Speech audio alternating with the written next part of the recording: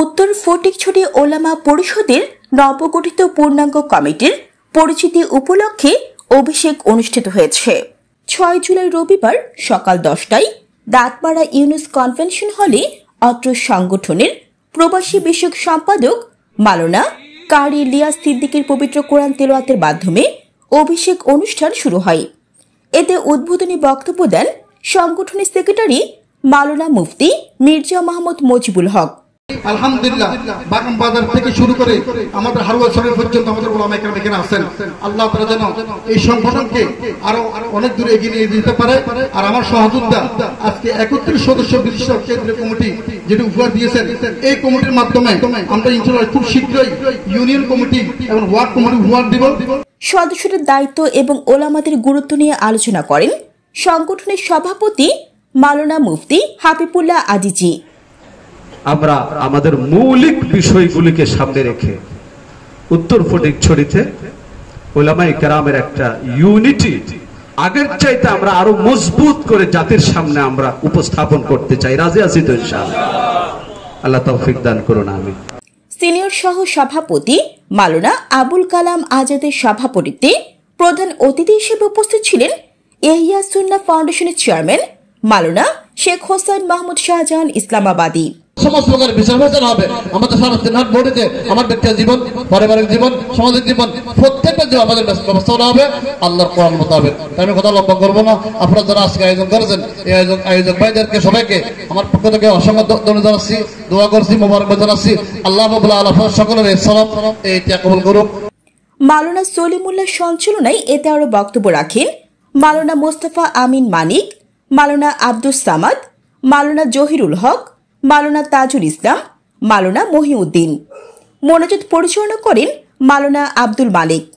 এতে সাবেক সভাপতি মাওলানা বেলাল হোসেন, মাওলানা কারি আবু সাইদ সিদ্দিকী সহ সকল দায়িত্বশীল এবং সদস্যবৃন্দ উপস্থিত ছিলেন। আমাদের প্রাণপ্রিয় কোরআন আল কোরআনের আমরা পার্লামেন্টে নিয়ে যেতে না পারবো ততক্ষণ আমাদের এই আন্দোলন, এই বিপ্লব বহমান থাকবে ইনশাআল্লাহ। পাশাপাশি আমাদের সবাইকে কওমি এবং সরকারি কোন ভেদাভেদ না রেখে আমরা সবাই কালিমা আমরা পড়েছি, কলম পড়েছি, লা ইলাহা ইল্লাল্লাহ মুহাম্মাদুর রাসূলুল্লাহ পড়নেওয়ালা আমরা সবাই মুসলমান। আমাদের সবাইকে ঐক্যবদ্ধভাবে কাজ করতে হবে।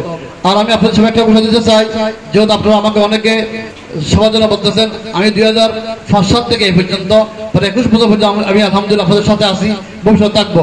আপনারা যে আশা করতেছেন যে আল্লাহ রাব্বুল আলামিন আমাদের ওই আশা পূর্ণ করে, আলহামদুলিল্লাহ, না কোনো অসুবিধা নেই। যেমন উদাহরণস্বরূপ আমাদের এই মঞ্চে অনেক লাইট আছে, আমি একটা লাইট আলোকিত এসএফের মাধ্যমে, যদি 2টা লাইট হয় আর কি হবে, আলোকিত বেশি হবে। আমি আপনাদেরকে বর্তমানে এসএফের মাধ্যমে আলহামদুলিল্লাহ সেবা করতেছি যে আরো একটা লাইট পাই, আরো যদি শক্তি পাই, ইনশাআল্লাহ 2 শক্তি একসাথে করে ইনশাআল্লাহ আমি আপনাদের সেবা করার সুযোগ পাবো আমি আশা করি ইনশাআল্লাহ। এবং পাশাপাশি আমি সবসময় আমি জানি সকল যার কাকে বলা হয় এবং প্রতিবেশী অধিকার কাকে বলা হয়, আমি সবসময় আপনাদের সকল অধিকার নিয়ে আমি কাজ করি ইনশাআল্লাহ। ভবিষ্যতেও আমি ইনশাআল্লাহ আপনাদের অধিকার কাজ করবো এবং যার যে যা প্রাপ্য আমার সাধ্য মতো আমি আপনাদের দরজায় ফুল দেওয়ার চেষ্টা করবো ইনশাআল্লাহ। আপনাদের খুশি হইবেন, আমার চলার মতো যা প্রয়োজন আলহামদুলিল্লাহ দিয়েছে, তৌফিক মতো আলহামদুলিল্লাহ আমি চলতে পারি। কিন্তু ভবিষ্যতে আল্লাহ রাব্বুল তৌফিক দেয়, আপনাদের আমার সকাল আশা আল্লাহ রাব্বুল বাস্তবায়ন করেন। ইন্নাল্লাহু ফাআলুল লিমা ইউরিদ, নিশ্চয় আল্লাহ রাব্বুল আলামিন করবেন যেটা আল্লাহ চান হবে, আমি আপনি চাইলে হবে না, কিন্তু আমি চেষ্টা করে যাব। যদি আল্লাহ রাব্বুল আলামিন তৌফিক দেন, সরকারের যে বরাদ্দ বা বাজেট পাবে ইনশাআল্লাহ, সমস্ত বরাদ্দ বাজেটগুলি আমানতদার সহকারে ইনশাআল্লাহ আপনাদের দরজায় পৌঁছবে ইনশাআল্লাহ। এবং আপনারা দেখেছেন আমাদের ডক্টর আবহার সাহেব একজন দলমন্ত্রী আলম হয়ে যে হজের যে সুন্দর ভালো ব্যবস্থা করেছেন, এবং যদি আমরা 300 যদি আমরা আলমে ফাঁস করতে পারি, ইসলামে আমরা বিজয় করতে পারি, যে আমরা ঐক্যবদ্ধ হই ইনশাআল্লাহ আমরাই বিজয় হবো ইনশাআল্লাহ। আমি আর কথা লম্বা করবো না। ও পরিষদ দ্বারা আপনারা গ্রহণ করেছেন, আমি আপনাদেরকে সদস্য হিসেবে মনে করবো। আপনারা সহযোগিতা করে উত্তরোত্তর এই সংগঠনকে আরো অনেক দূরে এগিয়ে নিয়ে যাব ইনশাআল্লাহ। আপনারা আপনাদের দায়িত্ব সম্পর্কে একটু সচেতন হবেন। বাকি আমরা যারা হয়তো দায়িত্ব পাইনি তারা মনক্ষুণ্ণ হওয়ার কোনো প্রয়োজন নেই, যেহেতু আসলে ইসলামী সংগঠনের দায়িত্ব যারা পেয়ে থাকেন এরা চেয়ে নেন না, আল্লাহর পক্ষ থেকে আসে। এরপরে হচ্ছে অন্যান্য সংগঠনের দায়িত্ব পাওয়ার জন্য গ্রুপিং, লবিং, টাকা পয়সা খরচ, অনেক পরিশ্রম ত্যাগ করে এর শক্তি যখন কিছু মানুষ দেখেছেন, অনেক জনপ্রতিনিধিরা আমাদের কাছে স্বীকার করতে বাধ্য হয়েছেন যে হুজুর আপনারা তো এখন সুসংগঠিত হয়ে গেছেন, আপনাদের বিরুদ্ধে কিছু বলতে গেলে এখন আমাদের বুক কাঁপে। আলহামদুলিল্লাহ বলেন। এই জন্য আমি চাই, হযরতে উলামায়ে কেরাম ওই কথা বলেছেন যে আমাদের মত পার্থক্যের যে বিষয়গুলো আছে, কোন ফরজের ক্ষেত্রে মত পার্থক্য নাই।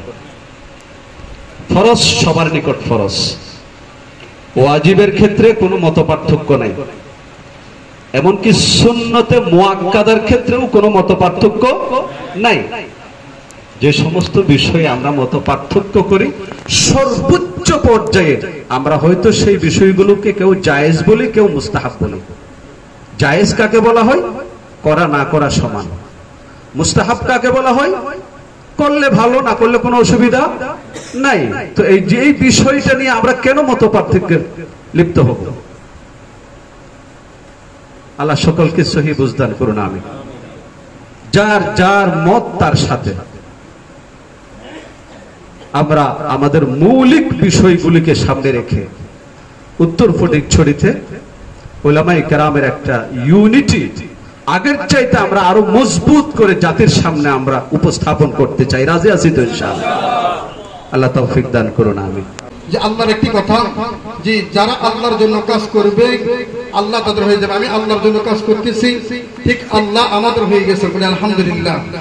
সমত উপস্থিতি, যেটা বলতে যাচ্ছি, আল্লাহর নিয়ামত, আল্লাহর শুকরিয়া আদায় করার জন্য, আল্লাহর সন্তুষ্টির জন্য আমাদের উলামা পরিষদ, আপনারা সকলে অবগত আছেন। কয়েকটি ঘটনা বলতেছি।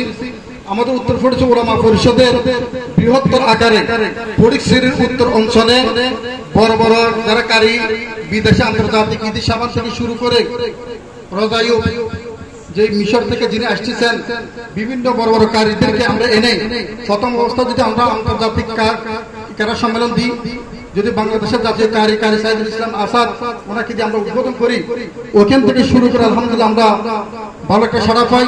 পরবর্তীতে আমরা আফ্রিকা কারি ঈদি সাবানকে দিয়ে পুরো টিম মাওলানা কারি তৈয়ব সাহেবের মাধ্যমে আমরা বারবার দুইবার আন্তর্জাতিক কারা সম্মেলন করতে সক্ষম হই। এরপরে আমাদের বারডিলার মধ্যে একদম ওয়ার্ডের মধ্যে একটা ওলামা, নাম বলতেছিলেন আত্মসমাজে, উনি হঠাৎ অ্যাক্সিডেন্ট হয়েছিলেন। অ্যাক্সিডেন্ট হওয়ার কারণে উনি অসহায়, তখন আমাদের ওলামা পরিষদের পক্ষ থেকে প্রায় 30,000 টাকার কাছাকাছি আমরা ওনাকে একটা অনুদান দিয়েছি বলে আলহামদুলিল্লাহ।